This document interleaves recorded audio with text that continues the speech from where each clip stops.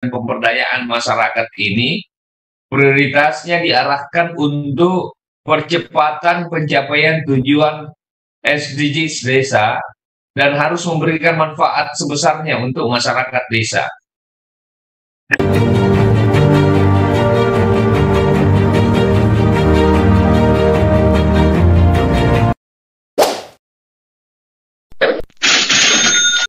Selamat pagi, salam sejahtera bagi kita semua. Yang terhormat, Direktur Dana Desa, Insentif, Otonomi Khusus dan Keistimewaan, Direktorat Jenderal Perimbangan Keuangan, Kementerian Keuangan. Yang kami hormati, Kepala Dinas Pemberdayaan Masyarakat dan Desa atau DPMD, dan Kepala Dinas Pengelolaan Keuangan dan Aset Daerah atau DPKAD, Kabupaten Kota seluruh Indonesia, serta para narasumber dan moderator yang berkesempatan hadir pada pagi hari ini. Selamat datang dan selamat bergabung dalam acara Workshop Formulasi Pengalokasian Dana Desa Berbasis Kinerja tahun anggaran 2024. Baik Bapak Ibu ya, berbahagia, mengawali pelaksanaan kegiatan kita pada hari ini, kami mohon kepada Bapak Direktur Dana Desa, Insentif, Otonomi Khusus dan Keistimewaan, Bapak Jaka Sucipta, untuk dapat memberikan kata sambutan sekaligus membuka acara kita pada hari ini. Kepada Bapak Jaka Sucipta, dengan hormat kami silakan. Baik, Assalamualaikum warahmatullahi wabarakatuh. Namo Buddhaya, Rahayu. Bapak Ibu sekalian, puji syukur marilah kita panjatkan kehadirat Allah Subhanahu wa taala, Tuhan yang Maha Esa, karena berkat limpahan nikmatlah kita pada hari ini bisa bertemu melalui virtual, melalui Zoom meeting, dalam rangka untuk melakukan workshop penghitungan alokasi dana desa. Bapak Ibu sekalian, terima kasih telah menghadiri undangan kami kepada Bapak Lutfi Latif, Direktur Fasilitasi Pemanfaatan Dana Desa Kementerian Desa PDTT, kemudian Ibu selaku narasumber, kemudian narasumber berikutnya nanti adalah Ibu Ira, Kasubdit Fasilitasi Pengelolaan Keuangan Desa Kemendagri, kemudian terima kasih juga kami ucapkan kepada Bapak Ahmad Basori, Kepala Subdirektorat Pengawasan Akuntabilitas Keuangan, Pembangunan dan Tata Kelola Pemerintah Desa Wilayah 2, dan kemudian yang saya hormati juga para Kepala DPAKD, BPMD yang hadir pada kesempatan hari ini. Bapak Ibu sekalian, dana desa, alokasi dana desa dari tahun ke tahun terus meningkat, gitu ya. Jadi peningkatannya cukup signifikan. Dari tahun 2015 kita semua mengalokasikan sekitar 20 triliun. Nah, kemudian di tahun 2023 ini sudah mencapai 70 triliun. Nah, semoga ini terus naik. Meskipun sebenarnya juga kenaikan ini juga diikuti dengan kenaikan jumlah desa. Nah, kenapa ini juga harus menjadi perhatian? Karena tentu nanti alokasi per desanya itu juga menjadi tidak besar, tidak signifikan. Nah, saat ini alokasi per desa mencapai 900, rata-rata 931 miliar. Nah, ini dari dana desa saja, belum dari sumber-sumber lain, sehingga desa ini saat ini sudah mendapatkan alokasi yang banyak, pendapatan yang banyak, kira-kira rata-rata di atas 1 miliar, kira-kira seperti itu. Nah, ini tentu menjadi tantangan tersendiri bagaimana kemudian kita mengalokasikan dana ke 74.000, bahkan nanti tahun 2004 ini mencapai 74.000, ada 75.000 desa, 75.260 desa. Dan ini menjadi tantangan tersendiri, terutama nanti terkait dengan datanya, Bapak Ibu sekalian. Nah, Bapak Ibu sekalian, jadi sesuai dengan PMK 201 bahwa dana desa itu dialokasikan berdasarkan formula pengalokasian, itu ada alokasi dasar, kemudian alokasi afirmasi, alokasi kinerja, dan alokasi formula sendiri. Nah, tentu formula ini semakin tahun harus semakin baik gitu ya, baik indikatornya dan sebagainya, supaya kemudian memang dana desa ini juga tidak hanya mencerminkan pemerataan, namun juga mencerminkan kinerja daerah itu sendiri, kinerja desa itu sendiri.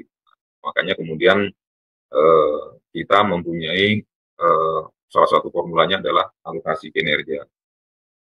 Nah, alokasi kinerja ini dalam menilainya kami tentu tidak sendiri gitu ya.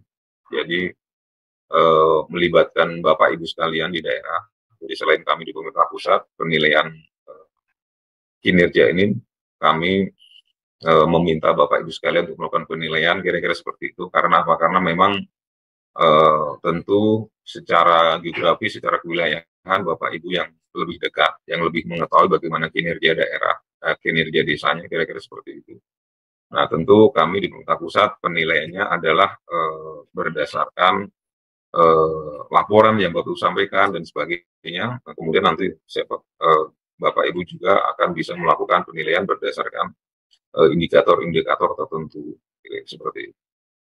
Nah, kriteria kinerja yang akan dinilai oleh pemerintah daerah itu terdiri atas kinerja umum, ya ini kinerja tidak terindikasinya penyalahgunaan dana desa, baik oleh perangkat desa maupun kepala desa. Kemudian ada juga indikator tambahan. Jadi kurang lebih ada indikator 5 indikator tambahan, kemudian ada juga indikator opsional. Nanti semuanya akan dijelaskan oleh para pendamping atau para mentor di forum workshop ini sesuai dengan kelasnya masing-masing. Nah, Bapak Ibu sekalian, untuk sesuai kebijakan dana desa, kebijakan pengalokasian dana desa, selain penilaian kinerja, kami juga mengalokasikan dana desa yang sifatnya tambahan, yang sebenarnya hampir mirip-mirip penilaian kinerja. Nah, dana desa tambahan itu untuk tahun 2023 ini sekitar 2 triliun, dan ini nanti juga akan berlaku untuk 2024, namun besarannya juga sangat bervariasi, sangat menentukan nanti terkait untuk pembahasan di APBN. Poinnya adalah bahwa desa itu akan dinilai kinerjanya, baik di tahun baik untuk pengalokasian tahun perencanaan maupun tahun berjalan. Nah, kemudian maka silakan didorong desa di wilayah Bapak Ibu sekalian berlomba-lomba untuk meningkatkan kinerjanya, terutama untuk terkait dengan penyampaian data, karena penilaian kinerja tentu tidak akan bisa dilakukan kalau tidak ada data. Maka kemudian silakan data-data itu disampaikan melalui baik aplikasi SIK di teman desa maupun Siskudes. Nah, silakan disampaikan di sana. Nah, itu nanti kemudian akan menjadi bahan penilaian untuk kinerja Bapak Ibu sekalian atau teman-teman di desa. Nah, ketika Bapak Ibu tidak atau teman-teman kepala desa atau perangkat desa tidak menyampaikan data melalui aplikasi teman desa, teman desa maupun Siskudes, tentu tidak bisa dinilai. Nah, tidak bisa dinilai, tentu akibatnya apa? Akibatnya ya kemudian tidak mendapatkan tambahan kalau untuk tahun berjalan ini, kira-kira seperti itu. Nah, tentu kami menghimbau Bapak Ibu sekalian, selain menilai juga mendorong desa atau perangkat desa, kepala desa untuk melaporkan data-data yang diminta melalui aplikasi SKD teman desa. Nah, Bapak Ibu sekalian, tentu tujuan dari workshop ini adalah bagaimana kemudian diberikan kesempatan tentu Bapak Ibu sekalian untuk melakukan penilaian, dan kita menyepakati atau memberikan persamaan persepsi terkait dengan indikator-indikator yang akan Bapak Ibu gunakan untuk melakukan penilaian desa nanti. Tentu ini adalah juga sebagai bentuk sinergi pemerintah pusat dan pemerintah daerah dalam rangka untuk mendukung atau mengawal pengelolaan dana desa. Nah, tentu output yang diharapkan dari kegiatan ini adalah tersedianya indikator kinerja tambahan untuk tahun 2024. Nah, kemudian juga untuk nanti pengalokasian di tahun 2024 tahun perencanaan maupun alokasi tambahan untuk tahun 2023 ini. Nah, tentu Bapak Ibu sekalian, sekali lagi khusus untuk tambahan gitu ya, untuk tahun tambahan 2023, karena memang ini waktunya sudah mendekat, kami harapkan nanti ini kira-kira bisa terutama data itu bisa didorong daerah desa untuk segera menyampaikan data-data. Nah, Bapak Ibu sekalian, nanti para narasumber akan menyampaikan materinya dan juga nanti akan didampingi oleh para fasilitator untuk workshop ini, akan dibagi dalam beberapa kelas. Nah, sekali lagi nanti silakan diikuti, apabila dalam ada hal-hal yang kurang jelas bisa diperdalam baik dengan para narasumber maupun dengan para fasilitator. Mungkin itu yang bisa kami sampaikan, Bapak Ibu sekalian. Sekali lagi selamat mengikuti workshop. Semoga acara ini bermanfaat untuk kemajuan, untuk perbaikan tata kelola khususnya di bidang pengalokasian dana desa. Mungkin itu yang bisa kami sampaikan. Sekali lagi mohon maaf apabila ada hal yang kurang berkenan. Kami akhiri. Wassalamualaikum warahmatullahi wabarakatuh. Kami kembalikan ke pembawa acara. Waalaikumsalam warahmatullahi wabarakatuh. Terima kasih kami ucapkan kepada Bapak Jaka Sucipta atas kata sambutan dan pembukaan yang sudah disampaikan. Kami akan sangat berbahagia apabila Bapak dapat mengikuti acara sampai selesai, namun apabila Bapak ada agenda lain, dengan tidak mengurangi rasa hormat, kami persilakan. Bapak Ibu hadirin yang berbahagia, acara kita pada hari ini terbagi menjadi 2 sesi. Untuk sesi yang pertama yaitu pemaparan materi dari para narasumber terkait prioritas penggunaan dan pengelolaan dana desa tahun anggaran 2024. Kemudian untuk sesi yang kedua yaitu sesi nanti setelah istirahat adalah workshop penghitungan kinerja desa tahun anggaran 2024. Baik, agar tidak berlama-lama, marilah kita memasuki sesi pertama kita pada hari ini, yaitu pemaparan materi dari para narasumber. Narasumber kita pada hari ini, kami bacakan dulu. Yang pertama yaitu Bapak Lutfi Latif, Bapak Direktur Fasilitasi Pemanfaatan Dana Desa dari Kementerian Desa PDTT. Kemudian yang kedua ada Ibu Ira Hayatunisma, Kasubdit Desa dari Kementerian Dalam Negeri. Kemudian yang ketiga ada Bapak Ahmad Basori, Kepala Subdirektorat Pengawasan Akuntabilitas Keuangan, Pembangunan dan Tata Kelola Pemerintahan Desa Wilayah 2, BPKP. Dan yang keempat ada Bapak Kurnia, Bapak Ketua Tim Dana Desa DJPK Kementerian Keuangan. Baiklah, Bapak Ibu hadirin yang berbahagia, untuk kesempatan yang pertama, kami berikan kesempatan kepada Bapak Lutfi Latif. Apakah Bapak Lutfi Latif sudah ada di ruangan Zoom? Ya, Assalamualaikum, Mbak Vina. Baik, Waalaikumsalam warahmatullahi wabarakatuh. Bapak Lutfi, kami persilakan untuk memberikan materi yang pertama. Untuk Bapak Ibu, kami mohon maaf untuk sesi pemaparan materi di pagi hari ini tidak disediakan untuk sesi tanya jawab. Untuk sesi tanya jawab nanti bisa disampaikan di sesi yang kedua. Baik, kepada Bapak Lutfi, dengan hormat kami silakan Pak. Ya, Assalamualaikum warahmatullahi wabarakatuh. Selamat pagi, salam. Saya diberi waktu berapa lama nih, Mbak? Kurang lebih 10 menit ya Pak ya? 10 menit, baik. Yang saya hormati Bapak Direktur Dana Desa, Insentif, Otonomi Khusus dan Keistimewaan, Pak Jaka Sucipta. Yang saya hormati pula seluruh narasumber dan seluruh peserta yang berbahagia. Kalau kita menyimak Undang-Undang Desa, Undang-Undang Nomor 6 Tahun 2014, di situ disampaikan bahwa desa ini adalah satuan pemerintahan terkecil yang mempunyai kekuasaan otonom. Jadi yang perlu kita pahami dulu bahwa desa ini tidak seperti SKPD-SKPD yang ada di pemerintah daerah. Desa ini tidak seperti kelurahan, desa ini tidak seperti kecamatan yang anggarannya bisa semuanya atas mandat atau perintah dari pemerintah daerah.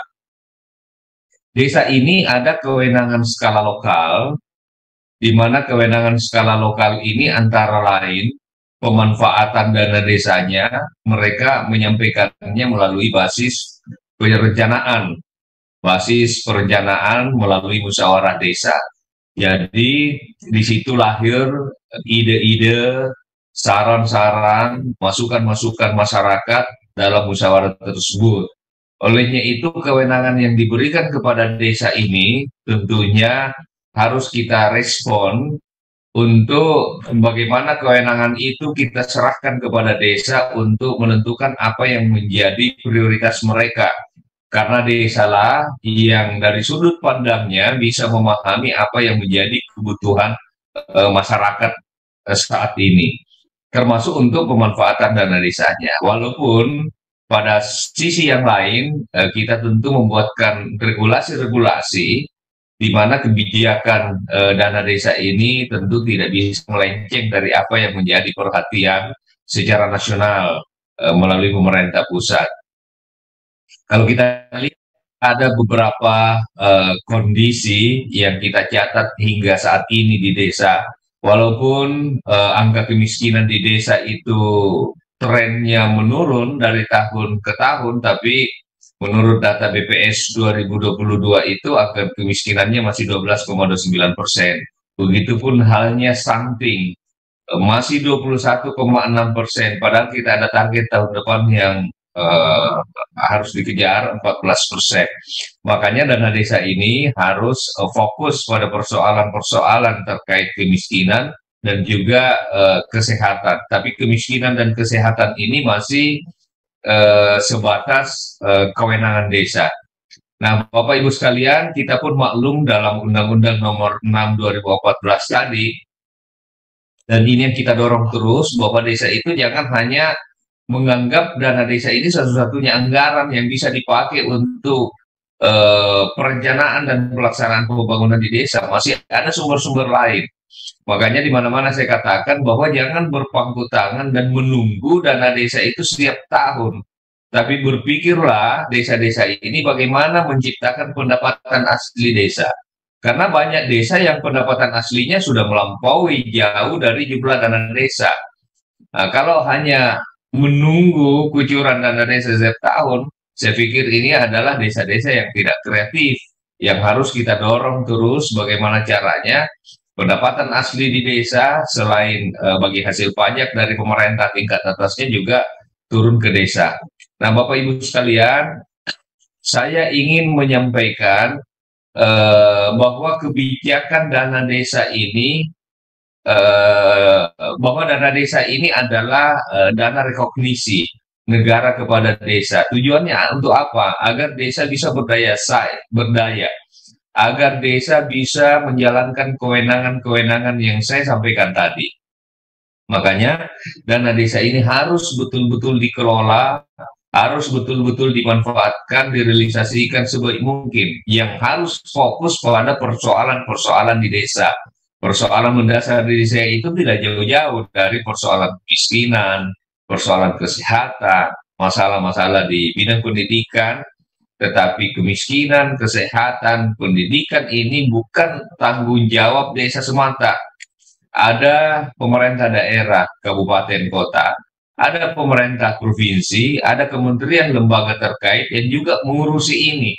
Jadi permasalahan di desa terkait kemiskinan, kesehatan, pendidikan harus betul-betul apa yang menjadi kewenangan desa. Dan seperti yang saya sampaikan tadi, bukan hanya mengelola dana desa ini dengan baik, tetapi pengembangan potensi yang ada di desa harus juga menjadi fokus desa, agar pengembangan potensi ini masyarakatnya bisa lebih kreatif, bisa menghasilkan pendapatan asli desa, sehingga masyarakat bisa semakin meningkat kesejahteraannya, bukan hanya ditunjang oleh dana desa, tetapi pendapatan-pendapatan asli desa lainnya. Nah, Bapak Ibu sekalian, kalau kita menyimak ini dana desa sudah sangat banyak sebenarnya yang dikucurkan pemerintah mulai 2015 sampai 2023 kan, Kemenkyu pasti catat ini dan menjadi domainnya. Kalau saya tidak keliru sampai 2023 itu sudah 537 atau 38 triliun ya. Angka yang sangat besar. Dan kami mencatat di Kementerian Desa ini, angka yang besar itu memang progresnya cukup bagus dimanfaatkan oleh desa-desa kita. Per 19 Juni kemarin ini ada output dari pemanfaatan dana desa sejak 2015 terkait dengan aktivitas untuk ekonomi masyarakat, jalan-jalan desa, jembatan, pasar desa, aktivitas BUMDes, dan lain sebagainya. Juga untuk peningkatan kualitas hidup masyarakat, air bersih, MCK, Polindes, Posyandu, drainase, dan seterusnya. Nah, Bapak Ibu sekalian, saya ingin menyampaikan bahwa kebijakan prioritas dana desa yang dulu diamanatkan oleh PP yang lama, sekarang PP-nya sudah berganti. Sekarang sudah ada peraturan pemerintah telah lahir nomor 37 tahun 2023 tentang pengelolaan transfer ke daerah. Dalam PP ini, PP 37 2023 ini, garis besarnya adalah bahwa penggunaan dana desa itu diprioritaskan untuk mendanai pembangunan pemberdayaan masyarakat. Ini sama dengan PP lama yang diganti.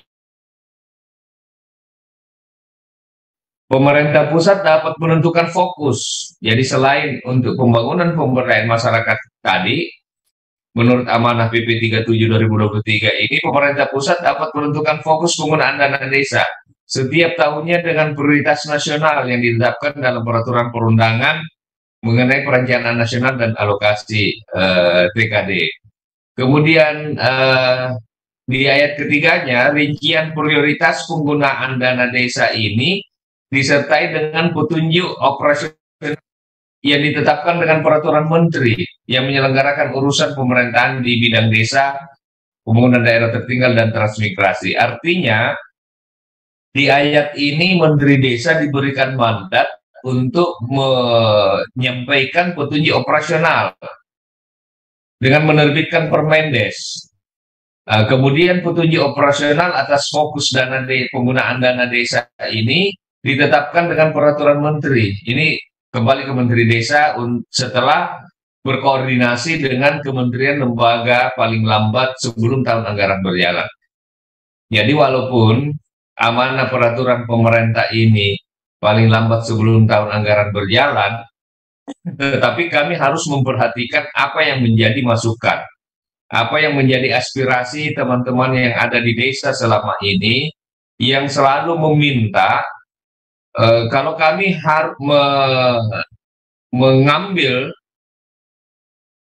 ayat 4 ini sebelum tahun anggaran berjalan, petunjuk operasional kita terbitkan di tanggal 30 atau 31 Desember pun itu sah-sah saja dan tidak melanggar peraturan pemerintah ini. Tetapi harus kami sadari bahwa ada desa, ada 75.000 desa se-Indonesia ini yang juga membutuhkan ini segera agar tidak menjadi perencanaan pembangunan di desa itu dilaksanakan dengan waktu yang mepet. Walaupun menurut PP yang lama itu 3 bulan paling lambat sebelum tahun anggaran berjalan, tetapi kami tetap mengupayakan petunjuk operasional ini juga harus lebih cepat. Karena dengan lebih cepat kami share, kami terbitkan, dan nanti desa-desa akan juga mempunyai waktu yang cukup untuk mendiskusikan dengan melibatkan seluruh komponen atau stakeholder yang ada di level desa.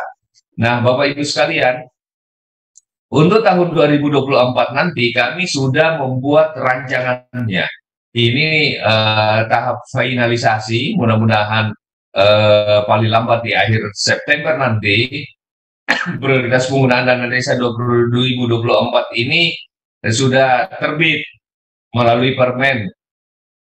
Nah, Sekedar gambaran, untuk tahun 2024, prioritas penggunaan dana desa untuk bidang pembangunan dan pemberdayaan masyarakat ini, prioritasnya diarahkan untuk percepatan pencapaian tujuan SDGs desa dan harus memberikan manfaat sebesarnya untuk masyarakat desa.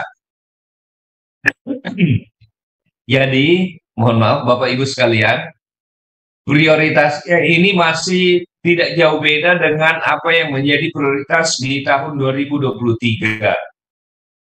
Kenapa?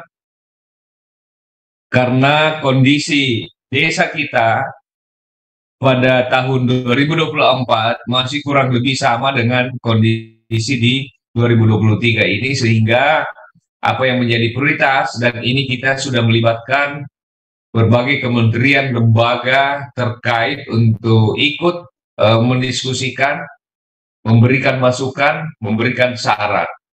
Jadi pertama adalah masih sekitar peningkatan kesejahteraan masyarakat desa. Ini muatannya atau isinya bisa pendirian, pengembangan, peningkatan kapasitas pengelola BUMDes atau BUMDes bersama. Peningkatan kapasitas pengelola BUMDes. Contohnya ada BUMDes yang mengelola yang punya potensi di desanya singkong misalnya. Bagaimana ditingkatkan kapasitas pengelolanya ini agar singkong yang baru dipanen ini tidak langsung dijual, tapi ada pengolahan di desa dulu. Entah itu keripik singkong atau apalah, yang jelas ada peningkatan kapasitas, ada tambahan ilmu yang diberikan kepada pengelola agar produk lokal yang dihasilkan ini tidak serta-merta dijual setelah panen, tapi ada pengolahan pasca panen. Pengembangan desa wisata, pengembangan usaha ekonomi produktif yang diutamakan yang dikelola oleh BUMDes atau BUMDes bersama. Desa wisata dan pengembangan ekonomi produktif ini tentunya diharapkan untuk selain memberikan ruang bagi masyarakat, ruang tempat kerja, membuka lapangan kerja bagi masyarakat, tentu juga diharapkan bisa meningkatkan nilai ekonomi yang ada di desa. Kemudian yang kedua adalah peningkatan kualitas hidup manusia. Dalam rangka peningkatan hidup manusia ini masih kita juga anggap penting konsolidasi perbaikan untuk data-data yang berbasis SDGs desa untuk mengetahui persoalan-persoalan sesungguhnya yang dihadapi oleh masyarakat. Karena kalau tidak ada basis datanya, nanti desa akan semaunya menetapkan apa yang menjadi program mereka, padahal yang diharapkan adalah desa itu tahu dulu apa yang menjadi persoalan, apa yang menjadi masalah. Persoalan-masalah itulah kemudian dana desa hadir untuk memberikan jawaban. Terus terkait ketahanan pangan nabati hewani, percepatan penurunan stunting, kemudian peningkatan kualitas sumber daya manusia warga desa. Jadi yang ditingkatkan kualitasnya ini adalah sumber SDM warga desa, bukan perangkat desa. Kami mencermati ada beberapa desa yang pengen bimtek-bimteknya itu kepala desa dengan menggunakan dana desa. Ini tidak produktif. Apalagi bimtek bisa dilaksanakan 2-3 kali dalam setahun. Ini pemborosan. Ya bayangkan kalau satu desa menganggarkan 15 juta dikali 75.000 desa, betapa banyaknya dana desa ini yang salah sasaran dan tidak menyentuh apa yang menjadi kebutuhan masyarakat. Kenapa saya katakan ini? Karena juga banyak desa, ada beberapa desa yang dikoordinir oleh kabupatennya, dinas BMD-nya untuk melakukan bimtek-bimtek. Tapi bimteknya ini ya kalau nggak di Bali, di Lombok, di Labuan Bajo, ini sebenarnya bukan bimtek, tapi ini adalah piknik terselubung yang memanfaatkan dana desa. Kita tidak menghendaki ini. Makanya Kementerian Desa konsisten untuk selalu mengedukasi kepala desa agar dana desa ini tidak dipakai untuk bimtek-bimtek. Peningkatan kapasitas untuk kepala desa bisa Kementerian Desa lakukan melalui Zoom meeting. Ada kanal-kanal resmi yang disiapkan oleh Kementerian Desa untuk mengedukasi kepala-kepala desa terkait dengan regulasi-regulasi atau kebijakan-kebijakan yang ada. Ada pendamping-pendamping desa yang diharapkan bisa memberikan pencerahan-pencerahan terkait regulasi ataupun kebijakan-kebijakan yang ada tadi. Nah, Bapak Ibu, kemudian keterlibatan masyarakat untuk pembangunan pemberdayaan, perluasan akses layanan kesehatan, penyediaan listrik desa sesuai kewenangan desa, mitigasi penanganan bencana alam, non-alam, dan juga penanggulangan kemiskinan, terutama kemiskinan ekstrim. Ini masih kita catat sebagai rancangan prioritas untuk tahun 2024. Kemudian penanggulangan kemiskinan, terutama percepatan kemiskinan, penghapusan kemiskinan ekstrim, penyediaan infrastruktur termasuk pengentasan kawasan kumuh sesuai dengan kewenangan desa. Nah, Bapak Ibu, kegiatan yang menjadi fokus pemerintah di tahun anggaran berjalan ini dana desa untuk operasional pemerintah desa, kemudian tagging BLT desa untuk pengentasan kemiskinan ekstrim, kemudian tagging untuk ketahanan pangan nabati dan hewani, serta fokus untuk kebijakan penggunaan dana desa lainnya sesuai dengan peraturan perundangan mengenai perencanaan nasional dan alokasi TKD. Di samping itu, saya ingin menyampaikan, sebenarnya kalau kita memperhatikan dana desa ini pada satu sisi desa-desa pingin kewenangannya itu diserahkan untuk mereka yang mengatur. Tetapi kementerian lembaga juga banyak yang mengawal lahirnya Perpres, Impres, dan kebijakan-kebijakan lain yang secara jelas mandat arahan presiden untuk dana desa ini diatur dalam Impres dan Perpres serta kebijakan-kebijakan lain seperti yang saya sampaikan tadi. Contohnya, untuk optimalisasi pelaksanaan program jaminan kesehatan nasional itu sudah diterbitkan Impres nomor 1 2022 tentang optimalisasi pelaksanaan program jaminan kesehatan nasional. Di sana arahannya bahwa Menteri Desa PDTT menyusun menetapkan kebijakan penggunaan dana desa. Jadi langsung nunjuk ini untuk mendukung pelaksanaan program jaminan kesehatan nasional. Kemudian terkait pencegahan narkoba, ini juga sudah ada impresnya, Impres nomor 2 2020. Di situ aksirannya pelaksanaan program desa bersih dari narkoba melalui fasilitasi kegiatan P4GN dan prioritas penggunaan dana desa. Itu sudah ada uraian arahannya di dalam Impres tersebut. Bantuan langsung tunai untuk PKTD. Ya, ini ada Impres nomor 4 2022 tentang percepatan penghapusan kemiskinan ekstrim di huruf B. Menteri Desa PDTT menetapkan prioritas untuk bantuan langsung tunai dan PKTD. Jadi sudah ada arahannya jelas. Kemudian penanggulangan TBC. Ada peraturan Presiden, Perpres 67 2020 sedianya kebijakan pemanfaatan dana desa untuk percepatan eliminasi TBC. Kemudian persentase desa yang mengalokasikan dana desa untuk intervensi percepatan eliminasi TBC. Kemudian untuk kegiatan percepatan penurunan stunting, Peraturan Presiden 72 tahun 2021, pemerintah desa diminta untuk memprioritaskan penggunaan dana desa dalam mendukung penyelenggaraan percepatan penurunan stunting. Begitupun halnya dana operasional pemerintah desa, kemudian di mana dana operasional ini di tahun 2023 kita sudah tetapkan 3% dari jumlah pagu dan dana di masing-masing desa. Jadi kalau pagunya 1 miliar, maka operasionalnya ini 30 juta.